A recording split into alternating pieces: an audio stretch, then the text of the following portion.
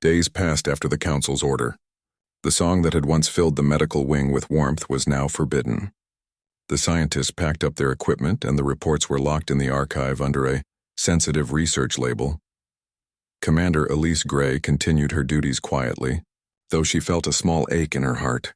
Every time she walked past the corridor that led to the Thurin child's room, she slowed her steps. She could no longer visit. Guards stood outside the door and strict rules had been placed around the little girl's care. The child's name was Lura, and her condition had started to worsen again. Without the song, her energy dropped each night. The doctors tried new treatments, but nothing helped. The warmth pattern that had once filled her reading slowly disappeared. One evening, a nurse found Elise in the dining hall, sitting alone with a cup of tea. "Commander," the nurse said quietly, "the Thurin child keeps whispering your name in her sleep. She calls you the warm one." Elise's eyes softened. "How is she?" The nurse hesitated. "She is fading. The council will not allow another test.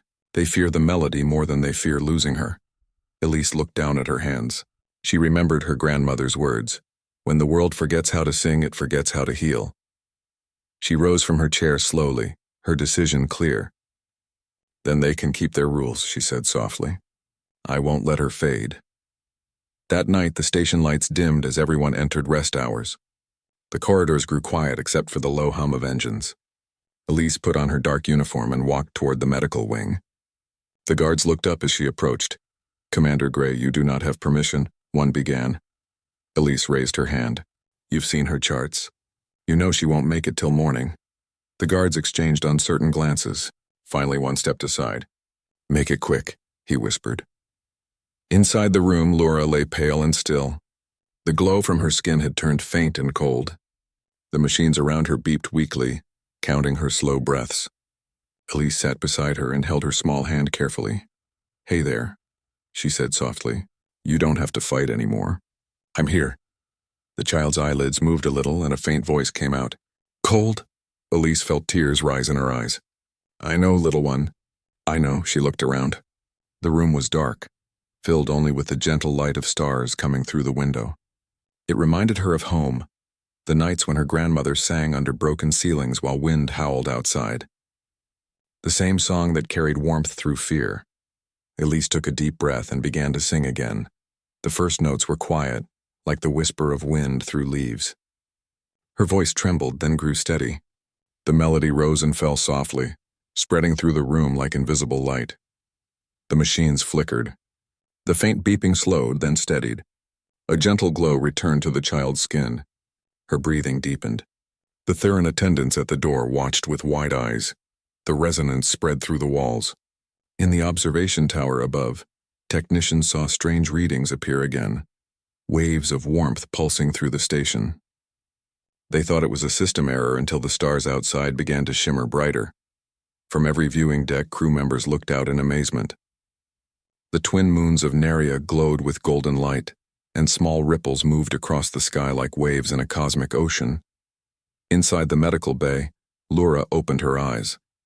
They were no longer silver, they shone with soft gold filled with peace. She looked at Elise and whispered, "Warm." Elise smiled through tears. "You're safe now." The girl reached out and touched Elise's chest gently. For a moment, their minds connected, not with words, but with feeling.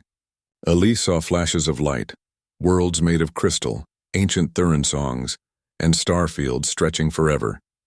In return, Lura felt human warmth, the sound of laughter, the smell of earth rain, and the deep comfort of a mother's voice. Then something even greater happened. The golden waves expanded beyond the station. Ships nearby began receiving soft harmonic signals. Music carried through energy fields. Across the galaxy, devices tuned to communications picked up the same melody. Pilots paused. Engineers lifted their heads. Even distant planets received the faint echo. It wasn't just a song. It was a message that didn't need translation. It spoke of peace, of comfort, of shared life. The Galactic Council rushed to analyze it, but by the time they gathered, the wave had already touched dozens of worlds. Everywhere it reached, people described the same feeling. A sudden calm, a soft warmth in the chest, and a sense that they were not alone. When the council demanded an explanation, the scientists could only show them data. "It is the human frequency," one said quietly. "But it does not control. It harmonizes." The council leader, who had once feared the song, listened in silence. Finally, he said, "Then perhaps the humans do not command the stars. They remind them how to rest." News of Elise's act spread throughout the galaxy. Instead of punishment, the council declared the melody a universal heritage sound. It was recorded and shared freely among the worlds. Theran healers used it to help their children sleep. Even machines on deep space missions played it to keep crews calm during long journeys. The song came to be known as the lullaby that awoke the stars. As for Elise, she refused any medals or honors. She only said, "It wasn't my song. It belonged to everyone who ever sang to bring comfort." Months later, when she was preparing to leave the station, Laura came to see her. The little alien girl was healthy now, her golden eyes bright with life. She carried a small wooden charm shaped like Earth's moon, the same one Elise had given her before. Laura smiled. "I sing now," she said proudly. Elise knelt and smiled back. "I know you do. Keep singing, little one. The stars will always listen." The child hugged her gently, then looked up. "Your song is still in the sky." Elise turned toward the window. Out in the distance, she could see faint waves of gold still drifting through space, soft, endless, and peaceful. When her ship left orbit, she looked back one last time. The twin moons shimmered together, glowing as if the universe itself were breathing. Somewhere in the dark, the melody still played, quiet but unending, moving from star to star, and travelers across the galaxy would sometimes pause on long nights, hearing a faint tune carried through the void, a song from a small blue world called Earth, a lullaby that once calmed a frightened alien child, and reminded all living hearts, no matter their shape or color, that warmth is stronger than fear. Even in the coldest corners of space, a human song could still teach the stars to sleep. Inside the medical bay, the little Theran girl still slept peacefully. Her small chest rose and fell in a soft rhythm, and faint silver light moved under her skin like flowing stars. The alien healers called it the rhythm of harmony. For the first time in many years, the Theran doctors had no explanation. When Commander Elise Gray entered the room, the attendants bowed slightly. They looked tired but grateful. One of them said, "She slept for 10 hours, human. It is the first full rest of her life." Elise smiled. "That's good. She needed it." The attendant tilted his head. "We studied your song. Our instruments detected waves we have never seen before. It matches our sleep frequency exactly. How did you do this?" Elise laughed softly. "I didn't do anything special. It's just an old song from Earth, one mothers used to sing to calm their children." But the aliens didn't look convinced. For them, sound was not just art. It was energy. To the Theran, music could heal or harm depending on its vibration. And somehow, this human lullaby carried the exact vibration their young needed to rest. By evening, scientists from 10 species had arrived to study the event. They filled the medical room with machines and floating scanners. Elise stood at the center, surrounded by blinking lights, feeling a little out of place. A green-skinned scientist from the planet Corin asked, "Would you sing again, Commander Gray? We must record the resonance." Elise looked around nervously. "You mean here? Right now?" "Yes," another replied. "For science." She smiled shyly, then nodded. "All right. But remember, it's not magic. It's just a song." She took a slow breath, closed her eyes, and began to hum the same tune. The sound was gentle, almost like a heartbeat turned into music. The aliens adjusted their sensors, trying to catch every tiny vibration. As she sang, the monitors flashed with light. A deep hum spread through the air, low, warm, and steady. The readings jumped higher. One scientist gasped, "Impossible. Her voice is creating harmonic fields that align with more than one species' neural waves." Another whispered, "This pattern is universal. It's connecting different energy types at once." Elise didn't understand their words. She was simply remembering her grandmother's face, the dark shelter, the way that song had made her feel safe when the world outside was falling apart. When she opened her eyes, everyone around her looked amazed. The lead researcher, a tall blue alien with crystal-like eyes, said quietly, "Human, your voice carries the echo of creation." Elise blinked. "Echo of what?" "The beginning," he said. "The first vibration of the universe. You humans may call it music." She shook her head with a small laugh. "That sounds beautiful, but it's just a lullaby." Still, she could not deny the strange warmth that filled the room every time she sang. Even the machines seemed to hum along, but not everyone was pleased. A few members of the Galactic Council began to worry. Rumors spread that humans might be hiding a secret weapon, a sound that could calm or control other beings. In the galaxy, power like that could cause fear. A meeting was soon called. Elise was asked to attend. The council chamber was huge with tall silver walls and a circle of seats floating in mid-air. Representatives from many worlds sat watching her. The room was quiet when the council leader, a dark-winged being from the planet Voran, spoke. "Commander, Gray, we honor your compassion," he said in a deep voice, "but the use of untested human frequencies may be dangerous. You are ordered to cease singing this lullaby until further research confirms its safety." Elise looked surprised. But it helped her sleep. It didn't hurt anyone. The leader's wings shifted. "Perhaps not yet, but if it can calm the Thurin, what if it could control others? What if this human frequency changes emotions, decisions, or thoughts?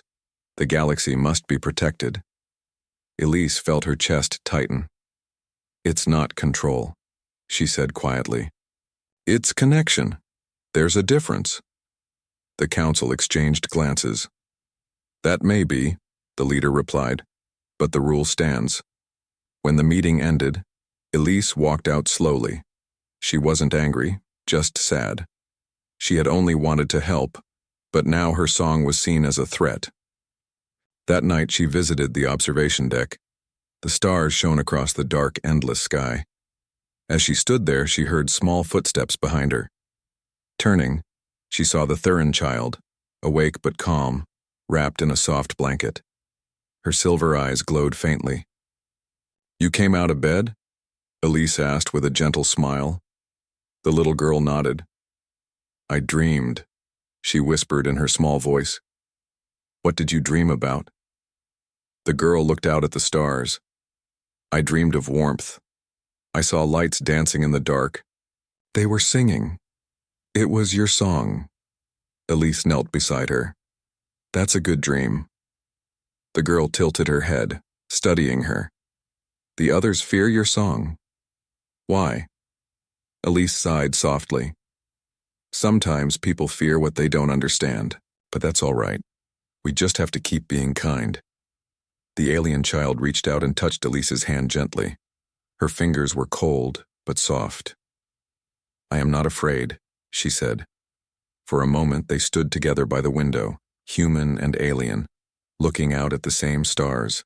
In that quiet space there were no politics, no experiments, no orders, only a simple melody that still echoed in both their hearts. Later that night, the scientists discovered something strange. Even though Elise hadn't sung again, a soft frequency continued to move through the station's systems. It was gentle and steady, like a heartbeat in the air. The source couldn't be found. Some said it came from the Thurin child's dreams. Others whispered it was coming from the stars themselves.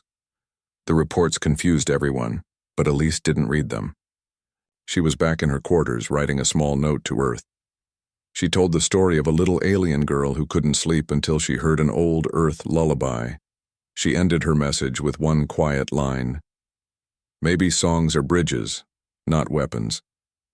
And as she turned off the lights and looked once more at the silver glow of the twin moons outside her window, she smiled softly. She didn't know what the future would bring, but deep inside, she felt that her song had only begun its journey. The space station floated in the silent dark above the twin moons of Neria. Its shining metal walls glowed with blue lights, and every corridor echoed with the quiet hum of machines that never slept. Inside that cold place lived hundreds of beings from many worlds, scientists, ambassadors, guards, and travelers. They spoke in different tongues, but they all shared one strange worry. In the medical wing, behind glass doors that opened with a hiss, a small alien child lay awake night after night. She was from the Theran race, a people known for their pale skin and glowing silver eyes. They were often called light feeders because they drew gentle energy from the stars instead of eating food. But this little one was different. She was born weak, unable to absorb the light around her. The nurses whispered that she looked like a tiny vampire, though she wasn't dangerous. She had soft white hair, thin fangs that peeked from her mouth and eyes that shimmered even in total darkness. For 6 long nights she had not closed her eyes. Every few minutes she cried out, her small voice shaking the air. "Cold," she would whisper in the common language, her hands trembling. Cold. The embassy's best doctors tried everything. Alien healers shone beams of energy over her. Machines sang waves of sound meant to calm the mind. Sleep specialists built dream simulators to copy the energy rhythm of her people's moonlight. But nothing worked. The little Theran girl grew weaker. Her glow dimmed until her skin looked as white as paper. Commander Elise Gray heard about the problem one evening during a council meeting. She was the only human officer on the station, a cultural bridge between Earth and the other species of the Alliance. When she listened to the report, she frowned. Others treated the story like a puzzle, a medical error, or a rare illness. But Elise felt something more familiar in the description. Sleeplessness, fear, a whisper for warmth. She had seen that before, in human children who had survived wars back on Earth. After the meeting ended, she stayed behind. Through the large glass wall, she could see the endless stars beyond the moons. "Maybe she isn't sick," Elise murmured to herself. "Maybe she's just scared." That night, while most of the aliens rested in their low-gravity chambers, Elise walked through the quiet halls toward the medical wing. The lights flickered softly under her boots. When she reached the door, 2 Theran attendants stood guard. Their faces were calm, but their voices carried worry. "Human," one said politely. "The child reacts badly to anyone who enters. She senses heartbeats. She cannot rest near your kind." Elise gave a small smile. "Then I won't go close," she promised. "I only want to try something simple." The attendants hesitated, but finally allowed her inside. The air was cool, almost freezing. The little alien lay curled on her bed, her body shaking. A thin sheet covered her, but she still whispered that single word, "Cold." Elise sat on a small stool a few steps away. For a moment she said nothing. She only listened, to the quiet hum of the machines, to the slow rhythm of the child's breathing. Then softly she began to speak. "You don't have to sleep," she said gently. "Just listen for a while." The child turned her glowing eyes toward her, uncertain. Elise took a deep breath. Somewhere deep in her memory, she could still hear her grandmother's voice. When Elise was a little girl, Earth was still recovering from the Great Collapse. Those years when storms and hunger had swept across continents. Her grandmother had always sung to her in the shelters when fear made every shadow look alive. The words were old, from a language almost forgotten, but the tune carried a strange comfort. It was not cheerful or bright. It was slow, tender, and full of warmth, like sunlight remembered after winter. So Elise began to hum that same melody. Her voice was soft at first, unsure. The sound floated through the cold room like a small wave of air. The machines kept their rhythm, the lights still blinked, but something changed. The child stopped trembling. Her silver eyes blinked slowly, as if listening not with her ears but with her whole being. Elise continued the song. The notes rose and fell gently, almost like breathing. There were no words, only the sound of a human heart turned into music. The air in the room seemed to grow warmer. The Theran attendants watched in silence. Their species had never heard such a song before. To them it sounded strange, imperfect, uneven, but alive. It carried emotion, not control. It carried care. When the melody reached its softest point, the child's eyelids fluttered. Her small fangs no longer glowed. The whisper of cold faded from her lips, and then finally she fell asleep. For a long time, no one moved. Even the machines seemed quieter, as if they too didn't want to break the moment. Elise slowly stood and looked down at the peaceful little face on the bed. The glow of the alien's eyes had turned dim silver, no longer restless, no longer afraid. The Theran attendants exchanged looks of disbelief. One whispered, "What did you do?" Elise shrugged lightly. "I sang," she said. "That's all." But as she left the room, her chest felt heavy with wonder. She had only meant to comfort a child, but deep inside, she knew something much larger had happened.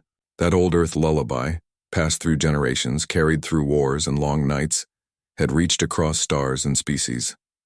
Later, in the quiet corridor, Elise paused near a window. The stars outside shimmered like tiny candles, and for a second, she thought she saw one flicker brighter than the rest. She smiled faintly. "Maybe even the stars can hear a mother's song," she whispered.